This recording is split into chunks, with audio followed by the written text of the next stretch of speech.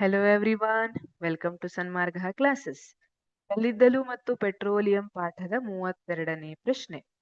ಕೆಳಗಿನವುಗಳನ್ನು ನೈಸರ್ಗಿಕ ಮತ್ತು ಮಾನವ ನಿರ್ಮಿತ ವಸ್ತುಗಳಾಗಿ ವರ್ಗೀಕರಿಸಿ ಅಂತ ಹೇಳಿದ್ದಾರೆ. ಯಾವ್ಯಾವುದು ನೈಸರ್ಗಿಕ ವಸ್ತುವಾಗಿದೆ, ಯಾವ್ಯಾವುದು ಮಾನವ ನಿರ್ಮಿತ. ನೈಸರ್ಗಿಕ ಅಂದ್ರೇನು?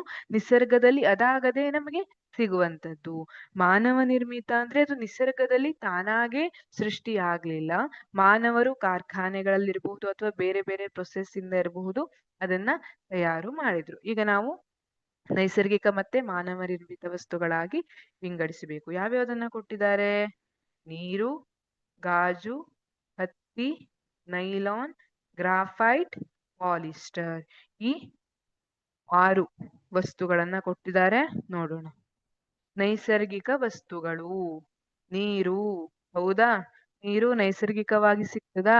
ಇಲ್ಲ, ನಾನು ಬಾಟಲ್ ನೀರು ಕುಡಿತೀನಿ ಅಂತ ಹೇಳ್ಬೇಡ್ರಿ. ಬಾಟಲ್ ನೀರು ನೈಸರ್ಗಿಕವಾಗೇ ಸಿಕ್ಕಿರುವಂತದ್ದು. ಅದನ್ನ ಬಾಟಲ್ ಅಲ್ಲಿ ಪ್ಯಾಕ್ ಮಾಡಿಕೊಟ್ಟಿದ್ದಾರೆ ಅಷ್ಟೆ. ಸರಿ.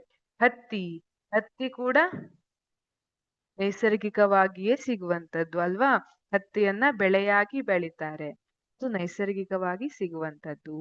ಗ್ರಾಫೈಟ್, ಗ್ರಾಫೈಟ್ ಕೂಡ ನೈಸರ್ಗಿಕವಾಗಿಯೇ ಸಿಗುವಂತದ್ದು. ಗ್ರಾಫೈಟ್ ಕಾರ್ಬನ್ನ ಒಂದು ಬಹುರೂಪ ಅಂತ ಹೇಳ್ತೀವಿ. ಗ್ರಾಫೈಟ್ ಇದು ನೈಸರ್ಗಿಕ ವಸ್ತುಗಳಾಯ್ತು. ಮತ್ತೆ ಮಾನವ ನಿರ್ಮಿತ ವಸ್ತುಗಳು. ಗಾಜು, ಮೊದಲೆಲ್ಲ ಗಾಜಿರ್ಲಿಲ್ಲ, ನೈಸರ್ಗಿಕವಾಗಿ ಗಾಜು ಉತ್ಪತ್ತಿ ಆಗ್ಲಿಲ್ಲ. ಮಾನವರು ಬೇರೆ ಬೇರೆ ಪ್ರೊಸೆಸ್ ಇಂದ ಗಾಜನ್ನ ಉತ್ಪಾದನೆ ಮಾಡ್ಲಿಕ್ಕೆ ಪ್ರಾರಂಭ ಮಾಡಿದ್ರು. ಅದೇ ತರ ನೈಲಾನ್, ನೈಲಾನ್ ಬಟ್ಟೆಗಳು ಅಂತ ಕೇಳಿರ್ಬಹುದು. ನೈಲಾನ್ ನ ದಾರವನ್ನು ಉಪಯೋಗಿಸಿ ಬಟ್ಟೆಯನ್ನ ತಯಾರಿಸ್ತಾರೆ. ಆ ನೈಲಾನ್ ಏನಿದೆ ಅದು ಕೂಡ ಮಾನವ ನಿರ್ಮಿತ. ಈ ನೈಲಾನ್ ಅನ್ನು ನಾನು ತೋಟದಲ್ಲಿ ಅಥವಾ ಜಮೀನಿನಲ್ಲಿ ಬೆಳಿತೀನಿ ಅಂತ ಹೇಳಲಿಕ್ಕೆ ಬರೋದಿಲ್ಲ. ಪಾಲಿಸ್ಟರ್, ಇದು ಕೂಡ ಮಾನವ ನಿರ್ಮಿತ ವಸ್ತುವಾಗಿದೆ. ಹಾಗಾಗಿ ಈಗ ನೈಸರ್ಗಿಕ ಮತ್ತೆ ಮಾನವ ನಿರ್ಮಿತ ವಸ್ತುಗಳು ಅಂದ್ರೆ ನಿಮ್ಗೆ ಯಾವ್ಯಾವ್ದು ಅಂತ ಗೊತ್ತಾಗಿದೆ.